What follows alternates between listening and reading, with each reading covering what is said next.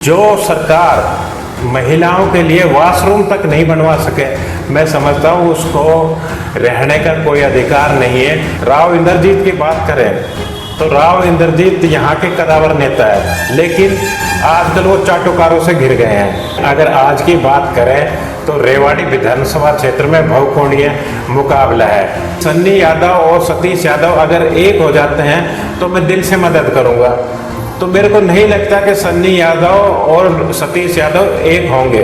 दोस्तों नमस्कार, आप देख रहे हैं न्यूज वॉइस और मैं हूं आपके साथ अजय सागर अत्री। चुनावी पारा पूरे उफान पर है। हरियाणा में विधानसभा चुनाव होने में अब ज़्यादा वक्त शेष नहीं रह गया है।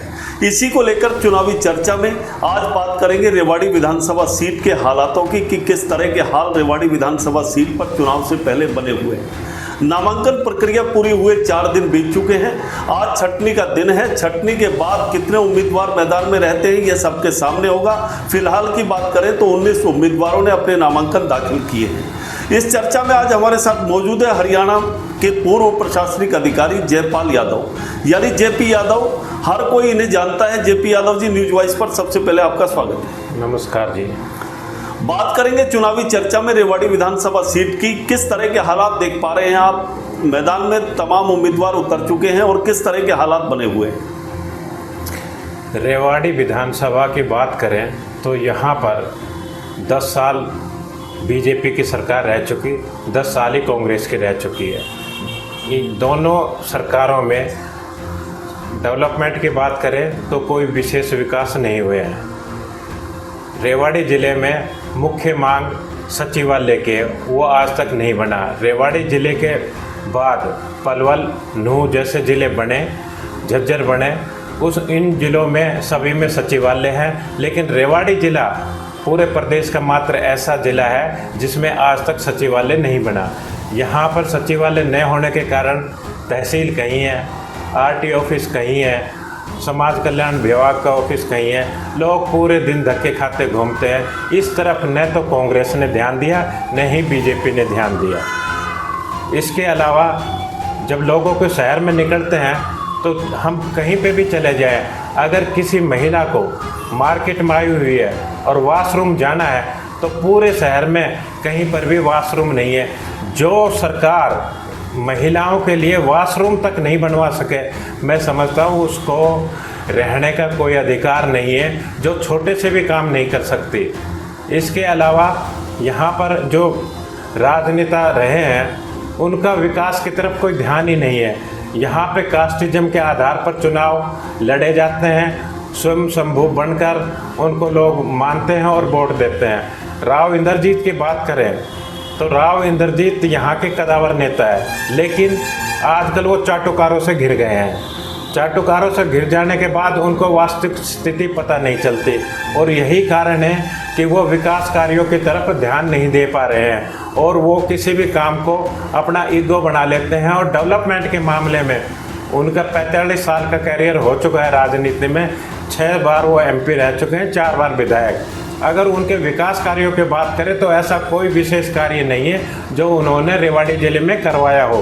हाँ, इतना ज़रूर है कि मोदी जी से कहकर उन्होंने एम्स का शिलान्यास जरूर करवाया है। शिलान्यास के अलावा अभी तक कुछ नहीं हुआ है। जहाँ तक बनने की बात है तो मेरे को नहीं लगता कि यहाँ पे एम्स अभी इतनी जल्दी बन पाएगा। उसका एक कारण है क्योंकि जिस क्षेत्र में माजरा में ये एम्स बन रहा है वहाँ पे पानी नहीं है। पहले एम्स बनाने के लिए वहाँ पे नहर द्वारा पानी ले जाना होगा, तभी एम्स के बारे में सोचा जा सकता है। जयपाल जी, आपने समस्याओं का जिक्र किया, सरकारों का जिक्र किया, बड़ी बात कही आपने। 10 साल कांग्रेस ने शासन किया, फिर 10 साल अभी ताज़ा बात कर लें, भारतीय जनता पार्टी की सरकार वर्तमान में है, ये कहा जा सकता है। बात रेवाड़ी के हालातों की बात करें, चूँकि लगातार जिस तरीके से विपक्ष भी इस बात को मुद्दा बना रहा है कि पहले 2 योजना दादा रहे, फिर 6 योजना पिता रहे, अब लगातार दूसरी बार कांग्रेस पार्टी से उनके बेटे चिरंजीव राव भाग्य आजमा रहे हैं। कोसली विधानसभा सीट से विधायक रहे लक्ष्मण सिंह यादव को पार्टी ने इस बार रेवाड़ी की जिम्मेदारी दी है चुनाव लड़ने की और मैदान में है। वहीं बात करें आप पार्टी प्रत्याशी की तौर पर सतीश यादव मैदान में हैं, निर्दलीय तौर पर दूसरी बार लगातार प्रशांत सन्नी यादव किस्मत आजमा रहे हैं। किस तरह से देखते हैं कि मुकाबला, चूंकि आज के हाल की बात की जाए तो बहुकोणीय हो चला है? देखो अत्री जी, इसमें कोई दो राय नहीं है। अगर आज की बात करें तो रेवाड़ी विधानसभा क्षेत्र में बहुकोणीय मुकाबला है। इसमें किसकी लॉटरी खुल जाए कुछ अभी कहा नहीं जा सकता।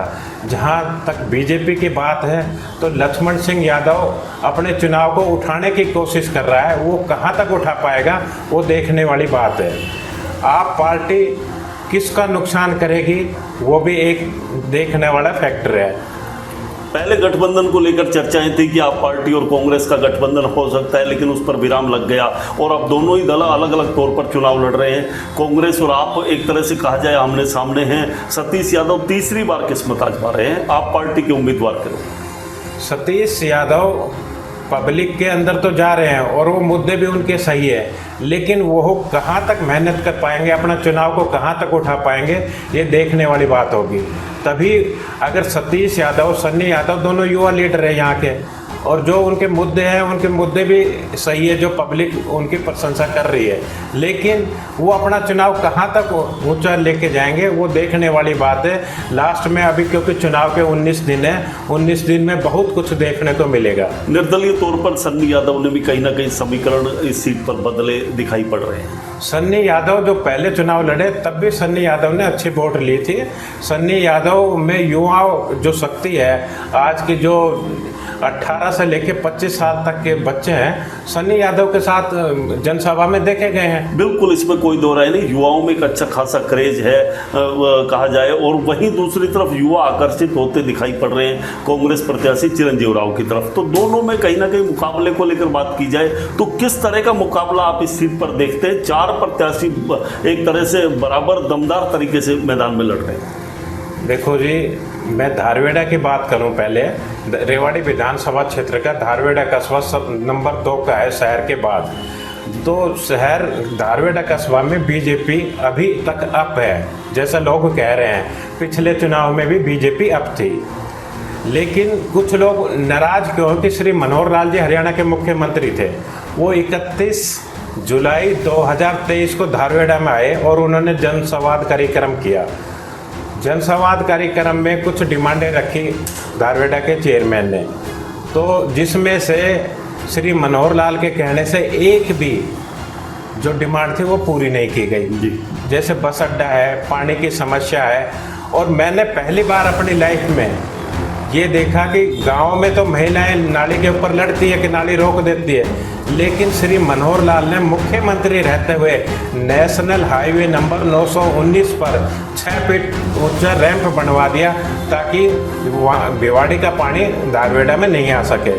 सवाल ये नहीं है कि मुख्यमंत्री ने पानी रोक दिया, ये अच्छी बात है, लेकिन क्या ये मुख्यमंत्री का काम था? देखो, भिवाड़ी में भी लोग रहते हैं, धारवेड़ा में भी लोग रहते हैं, लेकिन उसका समाधान करना चाहिए था कि नहीं कि रैंप बनाए। अब रैंप बनाने से धारवेड़ा का आवागमन बंद है। पिछले 6 महीना से भिवाड़ी से धारवेड़ा का नेशनल हाईवे नंबर 919 बंद है। इस तरफ सरकार ने ध्यान ही नहीं दिया। जयपाल, ये तो बहुत छोटी छोटी समस्याएं आप जिस तरीके से बता रहे हैं, मुख्यमंत्री स्तर की समस्याएं नहीं है कि उनका समाधान कहीं ना कहीं मुख्यमंत्री स्तर पर किया जाएगी। प्रशासनिक समस्याएं हैं और लगता है कि पंचायती स्तर की समस्याएं हैं जिनको छोटे यानी यहीं पर निपटाया जा सकता था, लेकिन मुख्यमंत्री की आवश्यकता आनी पड़ी। बिल्कुल, इसमें कोई दो राय नहीं। बस अड्डे की बात कर ले, आज भी लोग रेवाड़ी में एक बस अड्डे की बात जो रहे हैं। 10 साल भाजपा रही, 10 साल कांग्रेस रही, लेकिन रेवाड़ी को आज भी अपना एक बस अड्डा नहीं मिला। 17 अप्रैल 1970 को राव महावीर सिंह ने रेवाड़ी बस अड्डे का उद्घाटन किया था, जो कि पूर्व कैबिनेट मंत्री राव नरबीर सिंह के पिता थे। उसके बाद करीब 54 साल बाद रेवाड़ी में बस अड्डा नहीं बना है, न ही उसकी रिपेयर हुई है, और लोग बरसात के अंदर पानी के अंदर खड़े रहते हैं। इस तरफ सरकार ने पिछले 5 साल से प्रयास किया, लेकिन सरकार के प्रयास अभी तक नाकाम रहे हैं। सरकार ने उस तरफ कोई कदम नहीं बढ़ाया, जो कि ये कार्य 2 साल में ही हो जाने चाहिए थे। इसके बाद आप नूह का, करनाल का बस अड्डा देखिए, उन्होंने इतने बढ़िया बस अड्डे बनाए हैं, देखने लायक है, लेकिन बस रेवाड़ी में विकास नहीं होना यहाँ के जो प्रतिनिधि है उनकी कमजोरी मैं समझता हूँ।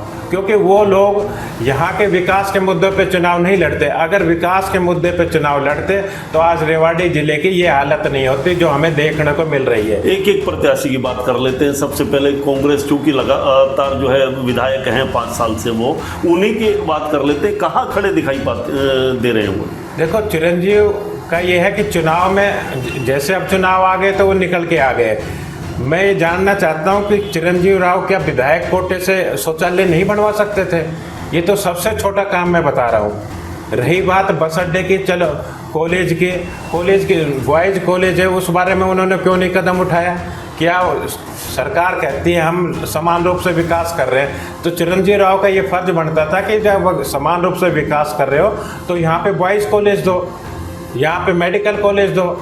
हर जिले में गवर्नमेंट मेडिकल कॉलेज बना रही है। तो जयपाल जी ये कह रहे हैं कि उनके पिता जब यहाँ लगातार मंत्री रहे, 2 योजना उससे पहले भी रहे, कांग्रेस के शासनकाल में जितना विकास हुआ उतना पहले कभी नहीं हुआ, लेकिन भाजपा ने तो 10 सालों में एक ईंट भी नहीं लगाई। देखो, कांग्रेस समय के विकास की बात करें तो यूनिवर्सिटी का मैं जरूर कह सकता हूँ कि एक IG यूनिवर्सिटी बनी है, लेकिन IG यूनिवर्सिटी के अंदर भी आज तक PhD नहीं है सभी सब्जेक्टों में। वो एक कॉलेज स्तर की यूनिवर्सिटी बनकर रह गई है। इसके अलावा रेवाड़ी में जो नाली बन गई या सड़क बन गई, ये रूटीन का काम है। सरकार न भी हो तो भी ये कार्य होते हैं। जहाँ तक समस्याओं की बात अभी आपने जिक्र किया, बहुत सी समस्याएं आज भी मुंह बाए खड़ी हैं। कांग्रेस शासन में भी रही, भाजपा शासन में भी रही, लेकिन अगर बात कर ले, वो कहते हैं कि भाजपा ने इन समस्याओं को कोई जो ध्यान ही नहीं दिया। नगर परिषद जिम्मेदार है, चूंकि निचली सरकार जो है, शहर की सरकार भाजपा की है, प्रदेश की सरकार भाजपा की है, केंद्र में सरकार भाजपा की है, तो बोला जी हम तो विपक्ष के नाते कुछ करा ही नहीं पाए और हमारी सुनी नहीं गई। देखो जी, नगर परिषद रेवाड़ी में और नगर पालिका धारवेड़ा में पैसे की कमी नहीं है। अगर ये लोग कहें कि पैसे नहीं है, ये बात झूठ है। आज भी करोड़ों रुपए इनके पास पड़े हैं, लेकिन न तो धारवेड़ा के और न ही रेवाड़ी की नगर पालिका के पास कोई मास्टर प्लान है कि हम काम करें। अब रेवाड़ी शहर की बात करें तो रेवाड़ी शहर में बाहर के गाँव के जो आदमी आते हैं वो पार्किंग कहाँ करे गाड़ी? तो क्या नगर परिषद पार्किंग की व्यवस्था नहीं कर सकते? जो अकेले जयपाल जी पार्किंग का सवाल नहीं है, रेड लाइट बंद पड़ी है, सफेद हाथी बनी खड़ी है, करोड़ों रुपए लगा चुके प्रशासन उस पर, जो है आज तक वो चल नहीं पाई। शहर में यातायात की वजह से पूरा शहर जाम है। अतिक्रमण की समस्या मुंबई खड़ी है, गलियां और नालियां जाम पड़ी है। यहाँ पर जो है सफाई व्यवस्था का बुरा हाल है, चारों तरफ कूड़े के अंबार लगे हुए। इन समस्याओं पर आखिरकार जो है क्यों ध्यान नहीं दिया गया?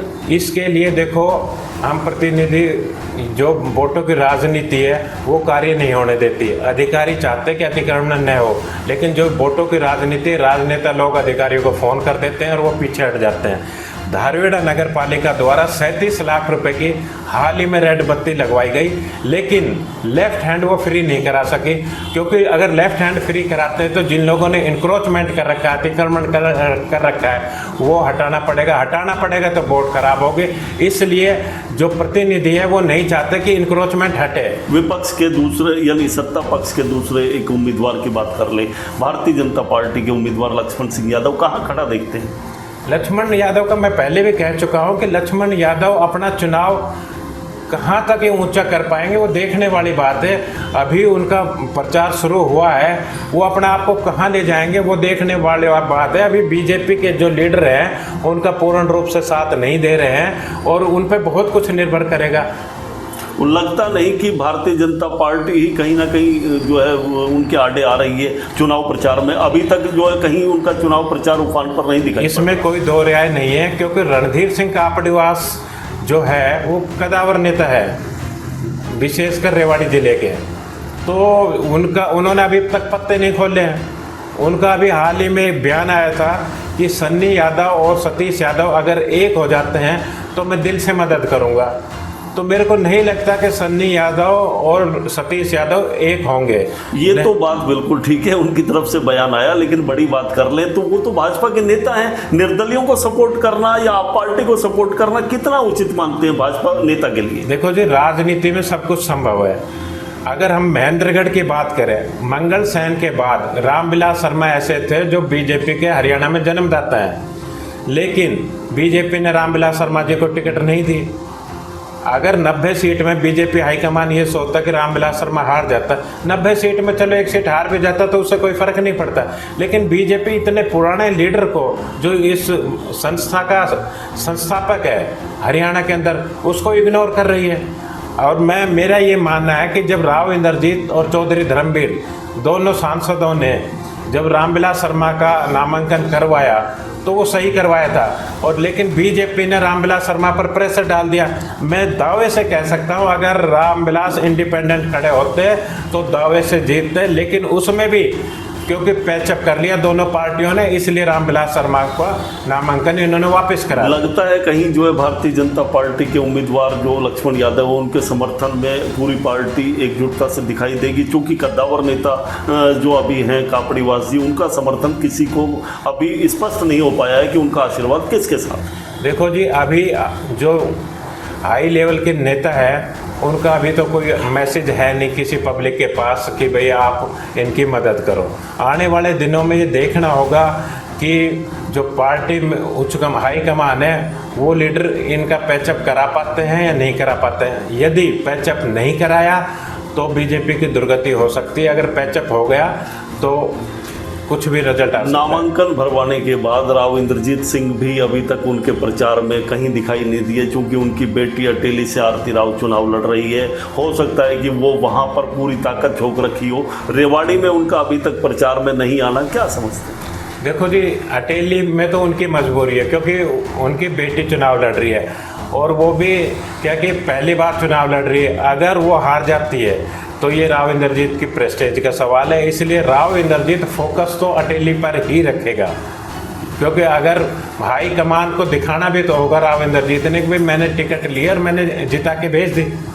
सतीश यादव कहाँ खड़े हैं, सन्नी यादव कहाँ खड़े देख रहे हैं? तो दोनों जो नेता है ये भी प्रयास कर रहे हैं, और राजनीति में प्रयास करने से कुछ मिलेगा। अब ये अपना चुनाव कितना ऊंचा उठा पाएंगे, पब्लिक में कितनी पकड़ बनाएंगे, उस पर बहुत कुछ निर्भर करेगा। अभी अगर जल्दबाजी में हम कहें तो अभी कुछ कहना जल्दबाजी होगी। तो ये थे हमारे साथ, आपने देखा जयपाल यादव पूर्व प्रशासनिक अधिकारी, कितनी बेबाकी से इन्होंने अपनी बात रखी, और जनता में जिस तरीके की चर्चाएं हैं उन चर्चाओं का यहाँ पर उल्लेख अपनी जुबान से किया इन्होंने, और बताया कि रेवाड़ी सीट पर किस तरह की स्थिति बनी है। हाल फिलहाल को लेकर के अभी हमने चर्चा की है, अब आगे कहाँ तक चुनाव उठता है और समीकरण क्या कुछ बनते हैं, इन्हीं सब बातों को लेकर के लगातार आपसे रूबरू होते रहेंगे। इसी तरह की और खबरों के लिए आप लगातार देखते रहिए न्यूज़ वॉइस। मुझे दीजिए इजाज़त, नमस्कार।